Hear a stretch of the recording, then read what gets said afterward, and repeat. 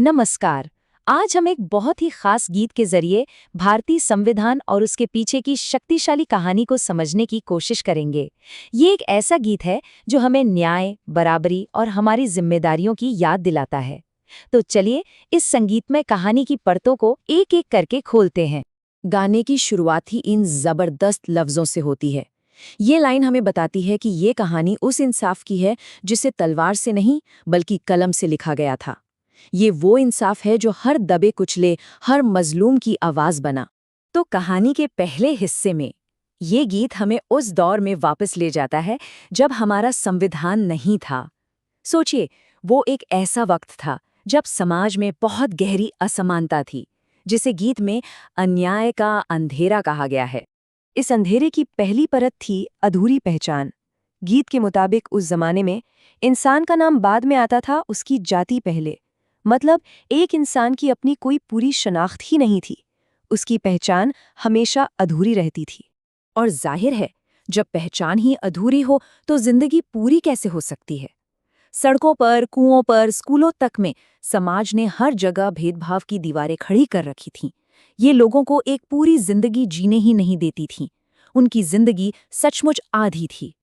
और इस अन्याय को और भी गहरा बनाने वाली थी समाज की सोच। ये गीत बताता है कि किसी के सपनों या उसकी काबिलियत के बारे में कोई नहीं पूछता था।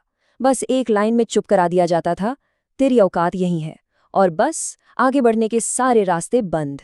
लेकिन जैसा हर कहानी में होता है, इसी अंधेरे से एक उम्मीद की किरण निकलती है। कहानी दूसरे पड़ाव पर आती है, जहां एक नायक का उदय होता है, डॉक्टर B.R. अम्बेडकर। और उनके हाथ में था एक बिल्कुल नया हथियार। ये गीत यहाँ पर एक बहुत ही इमोशनल तस्वीर बनाता है। एक बच्चा है जो रोकर नहीं बल्कि पढ़ लिख कर जवाब देने की ठान लेता है। वो ज्ञान को, अपनी किताबों को सीने से लगाकर अपना रास्ता बनाने की सोच रहा था। तो यहाँ पर गीत एकदम साफ फर्क दिखाता है। ताकत का पुराना प्रतीक थी तलवार, लेकिन अम्बेडकर ने एक नया प्रतीक चुना, कलम। उन्होंने कलम को हथियार बनाया। ये सोच की, बुद्धि की और कानून की ताकत का प्रतीक था। तो सवाल उठता है कि इस हथियार का मकसद क्या था।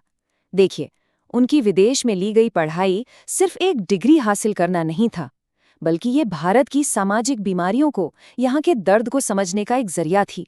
वो वहां से इंसाफ का सपना लेकर लौटे थे। और यहीं से कहानी का तीसरा और सबसे अहम हिस्सा शुरू होता है, जब नायक लौट कर आता है और अपने लोगों के लिए एक अनमोल तोहफा लेकर आता है, भारत का संविधान। इस संविधान ने देश के लिए एक बिल्कुल नई नींव रखी। ये गीत उन्हीं बुनियादी उसूलों का जश्न मनाता है कि कोई भी धर्म या जाति किसी से बड़ी नहीं होगी। कानून के सामने अमीर हो या गरीब, सब बराबर होंगे। यही था बराबरी का सपना। और ये सपना सिर्फ कागजों तक ही नहीं रहा। संविधान ने हर नागरिक को असल अधिकार दिए, वोट डालने का हक, अपनी बात खुलकर रखने की आज़ादी, और छुआछूत जैसी सामाजिक बुराई को उसे एक अपराध बना दिया गया।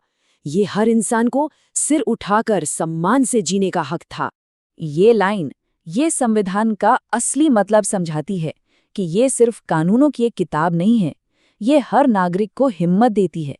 ये कहती है कि डरो मत, सवाल करो, क्योंकि ये देश हम सभी का है। ये एक निडर नागरिक बनने का आह्वान है। चलिए, अब कहानी के आखिरी हिस्से पर चलते हैं।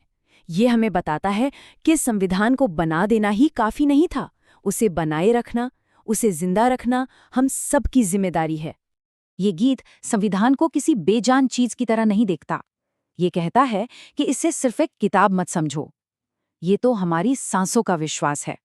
ये कोई मामूली कानून नहीं, ये हर नागरिक का स्वाभिमान है। पर साथ ही ये गीत हमें एक चेतावनी भी देता है कि लड़ाई अभी खत्म नहीं हुई है। आज भी कुछ ऐसी ताकतें हैं जो इस किताब से डरती हैं। क्यों? क्योंकि ये लोगों को सवाल करना और सच बोलना सिखाती है। तो इस खतरे के जवाब में ये गीत एक शपथ लेता है, एक कसम। ये एक ऐलान है कि हम अपने संवैधानिक मूल्यों की हर कीमत पर रक्षा करेंगे। मतलब ना बिकेंगे, ना डरेंगे, और ना ही चुप बैठकर कुछ भी गलत सहेंगे।